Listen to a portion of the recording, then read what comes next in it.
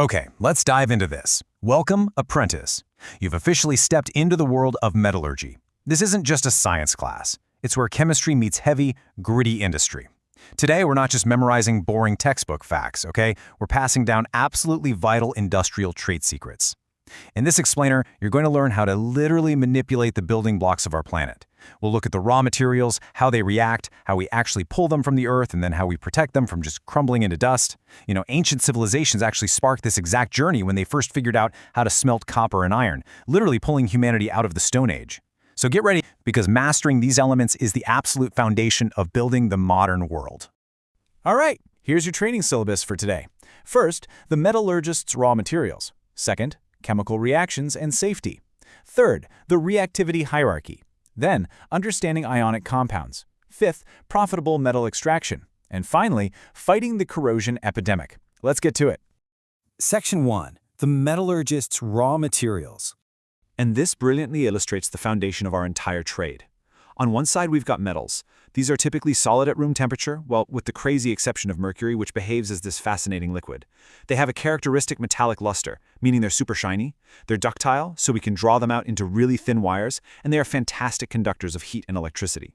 But then, on the other side, nonmetals live in this kind of dull, brittle reality. They can be solids, liquids like bromine, or even gases. They totally lack that metallic shine, except for weird anomalies like iodine or graphite, and generally, they're just terrible conductors. To really picture these physical extremes, just think about taking a literal hammer to your materials. Because metals are highly malleable, with gold and silver being the absolute reigning champions here, you can actually beat them into incredibly thin sheets. They yield to the pressure, they don't break. But if you try that exact same brute force on a solid non-metal, oh man, it's just brittle. It'll simply shatter into a million pieces. As an apprentice, knowing these physical limits is going to dictate exactly how you shape, forge, and actually use these materials out in the real world. Moving on to Section 2, chemical reactions and safety. Let's talk about how metals react with oxygen. Most metals form basic oxides, like magnesium oxide. But some metals, they're tricky little shapeshifters. So the crucial point is that metals like aluminum and zinc form what we call amphoteric oxides. Now these are unique because they don't just react with acids, and they don't just react with bases. They're actually capable of reacting with both. They swing both ways chemically, which makes them incredibly versatile, but it also means you really need to know exactly what kind of environment you're placing them in. Now, before we go any further, I want to quickly test your safety instincts. Say you're in the lab and you have a solid piece of sodium. Why shouldn't you just, drop it into a beaker of cold water? Just think about what you might already know about highly reactive metals. Well, if you guessed because you'd like to keep your eyebrows attached to your face, you are absolutely correct. Highly reactive metals like sodium and potassium react violently with cold water. We're not talking about a gentle, pretty fizzing here. This is an aggressive, heat-producing chemical reaction that can cause a massive laboratory disaster if you aren't prepared. You've got to respect the material, apprentice. Knowing a metal's reactivity isn't just some academic exercise. It's literally the difference between a successful extraction and having to call the fire department. I mean, just look at the extreme contrast in these chemical behaviors. On one end of the spectrum, you have sodium and potassium, major lab hazards that will violently attack a simple bowl of cold water.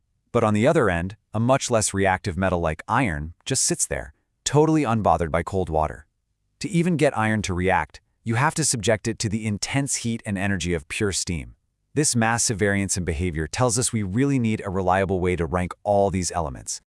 Which brings us to Section 3, the reactivity hierarchy. Now, what's really interesting about this slide is how it perfectly lines up our chemical VIPs. Right at the very top, we have our most reactive, highly aggressive metals, potassium and sodium. Then as we move down through calcium, magnesium, aluminum, zinc, and iron, the reactivity steadily decreases. Finally, we hit rock bottom with silver and gold. Now, gold is incredibly lazy. It's essentially unreactive. But ironically, that is exactly why it stays so shiny, never tarnishes, and remains so unbelievably expensive. It literally just refuses to interact with the riffraff. So why bother memorizing this hierarchy? Well, because of displacement reactions. The golden rule of metallurgy is that the stronger, more reactive element always wins the territory. Every time. A more reactive metal from higher up on our VIP list will literally kick a less reactive metal right out of its compound and take its place. If you can understand this hierarchy, you can actually manipulate these chemical reactions to isolate exactly the metal you want. It's like a giant puzzle.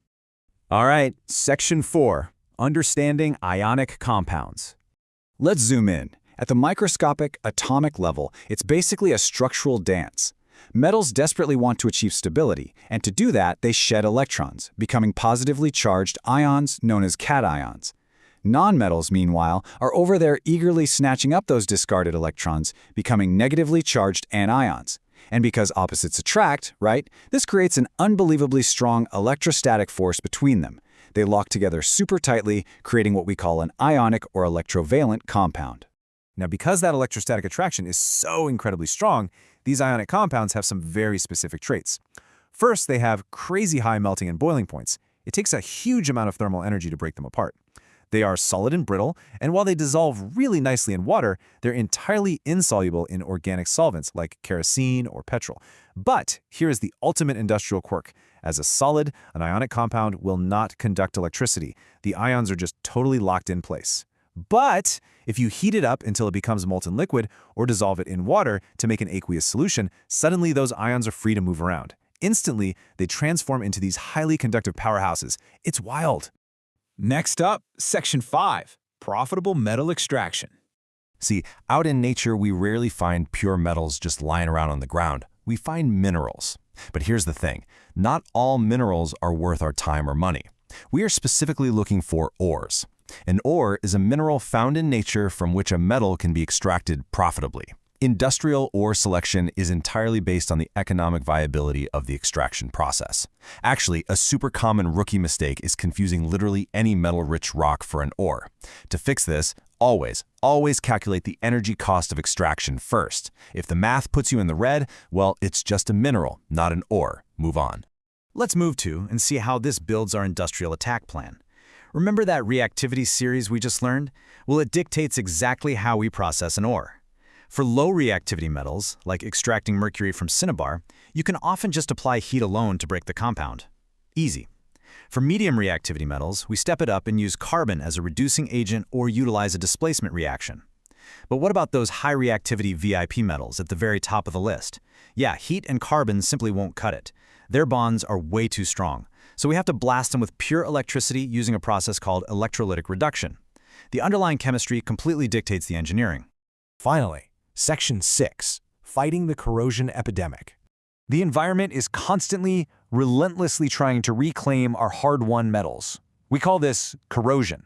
It is the literal eating up of metals by the continuous action of air, moisture, or environmental chemicals. The absolute most famous and honestly tragic everyday example of this chemical decay is the rusting of iron. Left completely unprotected, the elements will slowly chew your beautifully forged structural iron right back into useless iron oxide dust. So, to fight back, we have to be really clever. Pure metals are often just too vulnerable on their own out in the wild. So we intervene by creating alloys. By mixing a pure metal with other carefully chosen elements, we disrupt the atomic structure just enough to create these heavily fortified, rust-resistant supermaterials. I mean, think about the huge difference between a rusty old iron nail and a gleaming kitchen sink. We use alloys like brass, or we mix iron with chromium and nickel to create stainless steel. These are materials engineered specifically by us to resist the biting teeth of corrosion. As my apprentice, here is your real-world toolkit for preserving your work. First, you've got simple physical barriers. Basically, painting the metal keeps the air and moisture out. Second, like we just discussed, alloying the metal to totally change its internal chemistry. But the third tactic? It's a brilliant little trick called galvanization. This is where we take a vulnerable metal like iron and coat it with a super thin layer of zinc. Because of exactly where zinc sits on the reactivity series, it acts as a sacrificial layer. The environment will attack and eat the zinc first, completely saving the structural iron hidden beneath it. It's literally chemical warfare, and we're using reactivity to our absolute advantage. We've covered the fundamental properties, the explosive lab reactions, the profitable extraction methods, and the endless, everyday battle against decay. You now hold the foundational blueprints of modern heavy industry. So here's the big question I want to leave you with today. Knowing that the air and moisture around us are constantly trying to eat away at our global infrastructure, how will you use the reactivity series, clever alloys, and chemical ingenuity to build a future that actually lasts? Take these lessons, look really closely at the metallic world resting around you, and go build something incredible. Thanks for joining me on this explainer, and I'll catch you next time.